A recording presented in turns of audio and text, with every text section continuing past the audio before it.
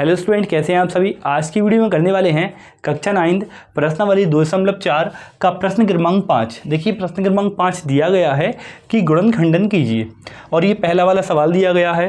देखिए यहाँ पर जो दिया गया है ये अपना सवाल है और ये जो नीचे दिया गया है ये अपना सूत्र है। इसके पहले क्वेश्चन नंबर 4 में मैंने आपके लिए फॉर्मूला हल करना दिखाया था। क्वेश्चन नंबर 5 हल करने के लिए सबसे पहले क्वेश्चन नंबर 4 समझना होगा।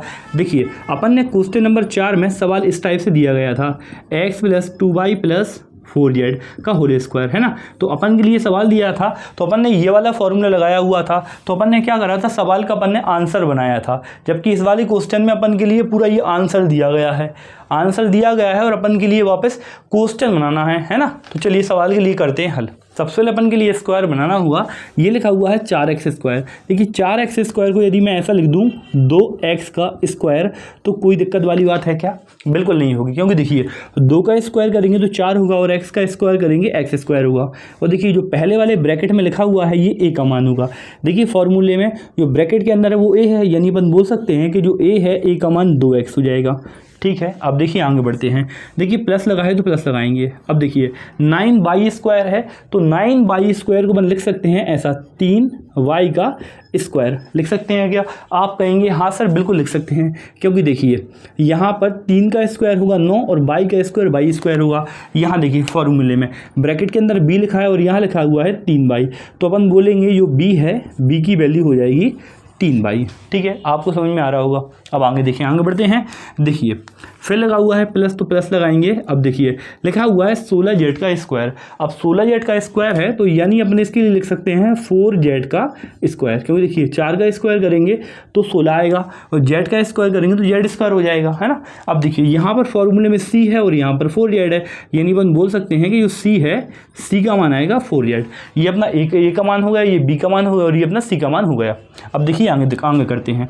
देखिए फिर आएगा प्लस। अब देखिए अब फॉर्मूले में मान रखना है और आंसर आएगा। देखिए लिखा हुआ है 2ab, यानी 2 × देखिए a, और a का मान कितना है 2x है तो यहाँ लिख देंगे 2x, ये तीनों गुणा में है, इंटू यहाँ पर लिखा हुआ है b, है ना। अब देखिए b और b का मान कितना है 3y, तो यहाँ पर हो जाएगा 3y। अब इनके लिए इसके लिए हल करके देखें, ऊपर वाली टर्म बन जाएगी। देखिए 3 दूनी 6 और 6 दूनी 12, ये 12, x है तो x है, y है तो y है, ऊपर वाला टर्म बन गया। अब देखिए आगे बढ़ते हैं। देखिए प्लस आता है तो फिर लिखेंगे प्लस। अब देखें ये लिखा हुआ है 2 तो ये लिखेंगे 2 × ये देखिए b का मान कितना है 3y, तो यहाँ लिख देंगे 3y × देखिए c, और c का मान कितना है 4z है, यहाँ पर हो जाएगा 4z। अब देखिए हल करें। देखिए 4 तिया 12 और 12 दूनी 24, 24 तो आ गया, yz है तो yz भी आ गया। लेकिन आपने देखा है कि यहाँ पर लाना है माइनस, जबकि यहाँ पर माइनस तो नहीं आ रहा। अब क्या गड़बड़ हुई है? देखें आप ऐसा समझें कि इस वाले टर्म में और इस वाले दोनों टर्म में क्या कॉमन आ रहा है, कौन सा अल्फ़ाबेटिकल कॉमन आ रहा है।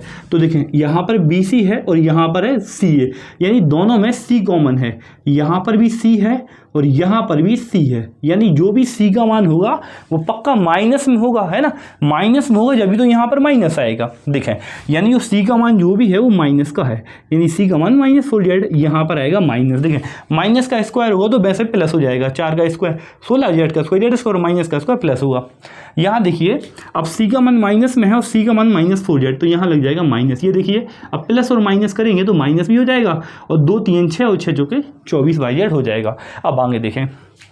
देखिए फिर फॉर्मूले में आता है प्लस तो लिखेंगे प्लस, फिर देखिए 2ca 2 × c, और c का मान माइनस का 4z है तो हो जाएगा माइनस के 4z × a का मान हो गया 2x, तो यहाँ लिख देंगे 2x। अब आपस में गुणा कर देखिएगा ऊपर बन रहा है। देखिए पहले प्लस और माइनस हो जाएगा, 2 चौके 8, है ना, और 8 दूनी 16 तो 16, और साथ में zx है तो ये हो गया zx लिख दो चाहे xz लिख दो, बात एक है। अब देखिए बराबर में फॉर्मूले में मानक देगा और वही अपना आंसर हो जाएगा। देखिए बराबर फॉर्मूला होता है a + b + c का स्क्वायर। देखिए a का मान रख देंगे यहाँ पर 2x प्लस, फिर आता है b और b का मान 3y, तो ये हो गया 3y। c आता है और c का मान -4z, तो माइनस का 4z, ऊपर स्क्वायर लगा है तो यहाँ लगा देंगे ऊपर स्क्वायर। चलिए ये हो जाएगा सवाल नंबर पहले का आंसर। आप मेरे साथ पेन पेपर कॉफ़ी सब चीज़ें लेकर बैठा करें और इसके लिए फुल मोड पर करें, फिर पढ़ाई करा करें। चलिए करते हैं सवाल नंबर दूसरा। देखिए यहाँ पर ये सवाल दिया गया है और ये दिया गया है नीचे फॉर्मूला। कैसे करना है, देखिए सबसे पहले अपन के लिए बनाना है स्क्वायर। अब देखिए कैसे बनाएंगे, ये लिखा हुआ है 2x²। अब 2x² को काय का होल स्क्वायर लिख सकते हैं। ये देखिए यदि मैं आपसे बोल दूं कि 2 के लिए ऐसा लिख दो करनी 2 गुणा करनी 2, तो बात सही है क्या? बिल्कुल सही है, क्योंकि देखिए करनी 2 और करनी 2 का आपस में गुणा होगा तो 2 आएगा।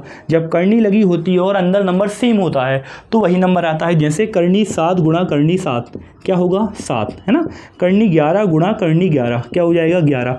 यानी 2 के लिए लिख सकते हैं करनी 2 का स्क्वायर, क्योंकि इसके लिए ऐसे 2 बार लिखेंगे खोल के तो वापस 2 आएगा, है ना। तो देखिए 2x² को अपन लिख सकते हैं करनी 2x का होल स्क्वायर। इसके लिए सॉल्व करेंगे तो ये आ जाएगा वापस 2x²। अब आगे देखें, लिखा हुआ है y², तो इसके लिए सिंपल लिख सकते हैं y का स्क्वायर। अब प्लस देखिए 8z²। अब 8z² को क्या लिख सकते हैं? देखिए यदि 8z² के लिए ऐसा लिख दे 4 गुणा 2 गुणा z का स्क्वायर, तो देखिए 4 दूनी हो जाएगा 8, ठीक है। और 4 के लिए ऐसा लिख दें, यदि 2 का स्क्वायर लिख दें तो 2 का स्क्वायर करेंगे 4 आएगा। और देखिए 2 के लिए काय का स्क्वायर लिख सकते हैं, अभी हाल बताया। 2 के लिए लिख सकते हैं करनी 2 का स्क्वायर, क्योंकि करनी 2 का स्क्वायर करेंगे 2 आएगा और 2 का स्क्वायर करेंगे 4 आएगा, और ये हो गया जेड का स्क्वायर। और इस पे स्क्वायर, इस पर स्क्वायर, इस पर स्क्वायर, तीनों पर स्क्वायर है। यदि मैं ऐसे लिख दें 2 करनी 2 जेड का स्क्वायर, तो क्या बात है? बहुत बढ़िया बात है, क्योंकि देखिए 2 का स्क्वायर 4, करनी 2 का स्क्वायर 2 और जेड का स्क्वायर जेड स्क्वायर, और 4 दूनी 8, यानी वापसी आएगा, है ना। तो अपन क्या करेंगे, ये जो 8z² है इसके लिए लिखेंगे 2 करनी 2 जेड का स्क्वायर। ये हो गया 2 करनी 2 जेड का स्क्वायर, ठीक। अब देखिए जो पहले वाले ब्रैकेट में होगा वो a का मान होगा। देखिए फॉर्मूले में ब्रैकेट के अंदर लिखा हुआ है a और अपने सवाल में लिखा हुआ है करनी 2x, तो a का मान हो जाएगा करनी 2x, ठीक है। अब देखें b लिखा हुआ है और यहाँ लिखा हुआ है y, यानी b का मान हो जाएगा y। ये हो गया y, ठीक है। अब देखें यहाँ लिखा हुआ है c और यहाँ लिखा है 2 करनी 2z, तो ये जो c है c का मान हो जाएगा 2 करनी 2z। अब सवाल को आगे हल करें, देखें प्लस, देखिए फिर लिखा हुआ है 2, तो फिर आएगा 2 इंटू। अब देखें ये लिखा हुआ है a, तो a का मान रख देंगे करनी 2x, करनी 2x यहाँ पर a का मान रख दिया, और लिखा हुआ है b, और b का मान दिया है y, तो ये हो गया y। अब इसको हल करें, क्या ऊपर वाली टर्म बन रही है? तो देखें 2 का और करनी 2 का गुणा होगा तो 2 करनी 2 होगा, और x y का x y हो जाएगा। अब देखें लेकिन यहाँ पर लाना है माइनस, है ना, यहाँ पर प्लस है, तो अब क्या करेंगे, इन दोनों में कोई एक देखेंगे अल्फ़ाबेटिकल कौन सा कॉमन है, जो सा कॉमन होगा वही माइनस का होता है। सवाल में पहले बताया था।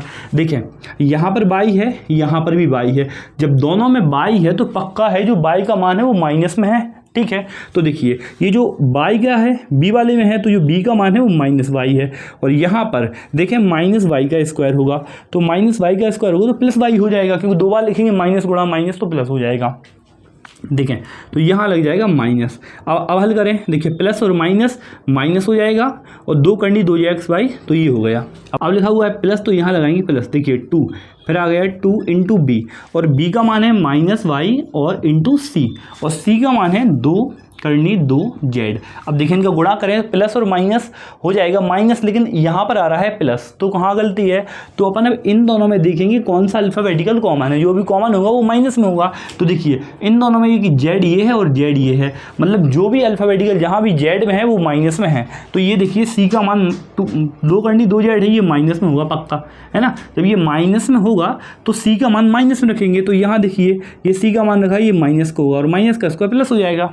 अब देखिए यहाँ पर सवाल में इनटू, अब देखिए यहाँ पर ये जो 2 करनी 2, देखिए 2 करनी 2z है, ये देखिए 2 करनी 2z है, ये हो जाएगा माइनस का। अब प्लस और माइनस, माइनस और माइनस माइनस हो जाएगा प्लस, और 2 का 2 में होगा 4, और यहाँ पर करनी 2 आ जाएगा, और साथ में बाई जेड, तो बाई जेड हो जाएगा। अब देखिए यहाँ पर आगे देखें, देखिए लिखा हुआ है प्लस, तो प्लस लगाएंगे, देखिए 2 इंटू सी, और सी का मान दिया गया है माइनस 2 करनी 2z इंटू। अब देखें यहाँ दिया गया है a, और a का मान है करनी 2x, तो यहाँ लिख देंगे करनी 2 एक्स, ये अपन ने रख दिए पूरे मान। यदि आपके लिए सवाल में कहीं कंफ्यूजन हो रही है तो वीडियो को एक बार दोबारा रिवर्स करके देखें और अच्छे से वीडियो देखें फुल मोड करके, आपको सवाल निश्चित ही पूरा क्लियर समझ में आ जाएगा। और प्रैक्टिस करें। देखिए बराबर ऐसा मान रख देंगे। अब देखिए बराबर में मान रख देंगे a प्लस बी प्लस सी का। देखिए a का मान हो जाएगा करनी 2x और b का मान हो जाएगा -y, c का मान हो जाएगा 2 करनी 2z का होल स्क्वायर। और ये हो जाएगा अपने सवाल नंबर दूसरे का